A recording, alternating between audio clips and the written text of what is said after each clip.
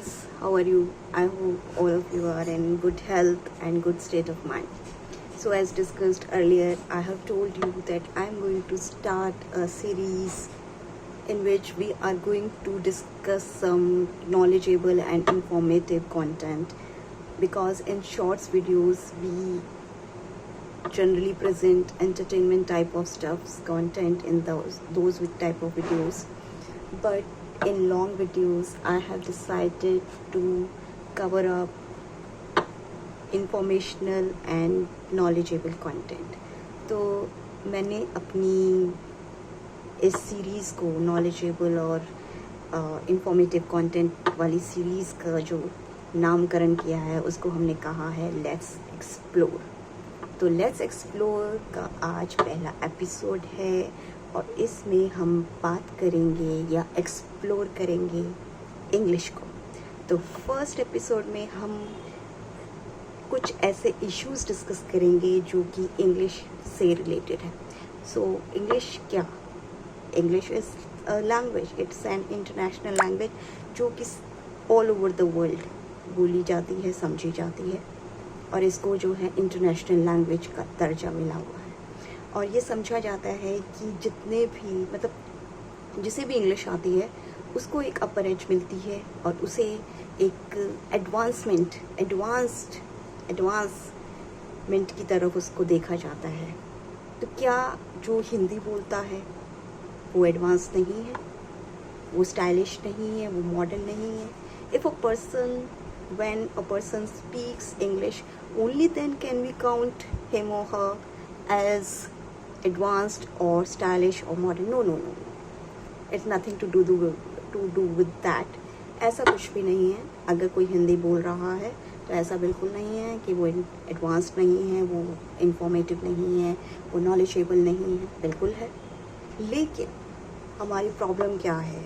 हमारी प्रॉब्लम ये है कि हम ना तो इंग्लिश में मास्टर्स कर पाए हैं, ना ही हिंदी में, ना ही हम इंग्लिश को पकड़ पाए हैं, ना ही हम हिंदी को, और हम बोलते हैं हिंग्लिश। तो कोई बात नहीं, अगर हम हिंग्लिश बोलते हैं तो हमें उसमें भी कैरी आउट करना चाहिए।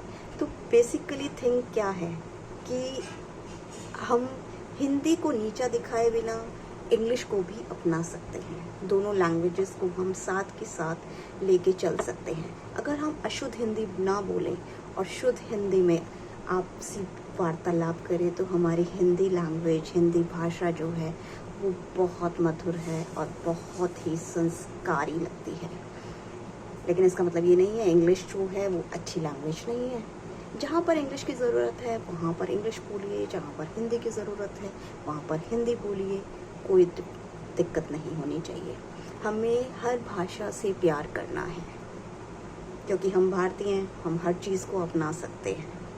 हमारा किसी के प्रति कोई बैर भाव नहीं है। अगर हम इंग्लिश बोलना चाहते हैं तो इंग्लिश भी बोल सकते हैं, हिंदी बोलना चाहते हैं हिंदी भी बोल सकते हैं। लेकिन जो बोलो शुद्ध बोलो, अच्छा बोलो, स्पष्ट बोलो, उसके व्याकरण, उसकी ग्रामर सबको ध्यान में रख कर बोलो, ठीक है? तो सबसे पहले अगर हम हिंदी जितना भी बोल रहे हैं इट्स अप टू डेट, जो भी है अच्छी बात है, जैसा भी बोल रहे हैं और अच्छा बोल सकते हैं तो उसके लिए प्रयासरत रहना चाहिए। अपने कार्यों में, अपने प्रयासों में कुछ ना कुछ बदलाव करके अगर हम अच्छी हिंदी बोल सकते हैं बहुत अच्छी बात है। तो नाउ अब हम आते हैं इंग्लिश पर कि इंग्लिश हम कैसे बोलें। हिंदी भी बोलें लेकिन इंग्लिश भी कैसे बोलें, क्योंकि आज के टाइम की जो नीड है वो ऐसा नहीं है कि हम ये कह सकें कि नहीं हम तो इंडियंस हैं, हमें तो हिंदी आनी चाहिए, हम इंग्लिश नहीं बोलेंगे। नो, जीवन में अगर तरक्की करनी है तो हमें सब चीज़ों को साथ में लेकर चलना होगा और इंग्लिश जो है उस तरक्की में आपका साथ दे सकती है। इसमें इस चीज़ को कहने में हमें कोई शर्म नहीं होनी चाहिए। इंग्लिश हमें आनी ही चाहिए, लेकिन हिंदी बोलने में भी हमें शर्म नहीं करनी चाहिए। तो अब हम आते हैं इंग्लिश पे, ठीक है? तो इंग्लिश अगर कोई बोलना चाहता है बहुत अच्छी बात है। अब दो चीज़ें हो सकती हैं। अब या तो इंग्लिश किसी के लिए मजबूरी है और किसी के लिए हो सकता है पैशन हो। मीन्स किसी के लिए पैशन है और किसी के लिए हो सकता है ये ऑब्लिगेशन हो। ऑब्लिगेशन मतलब मजबूरी है, वो नहीं चाहता फिर भी उसे करना पड़ रहा है, तो कोई बात नहीं। अगर आपको जो चीज़ करनी ही है तो उसको आप हंसते हंसते करिए, रो के करने का कोई उसको बेनिफिट नहीं होने वाला।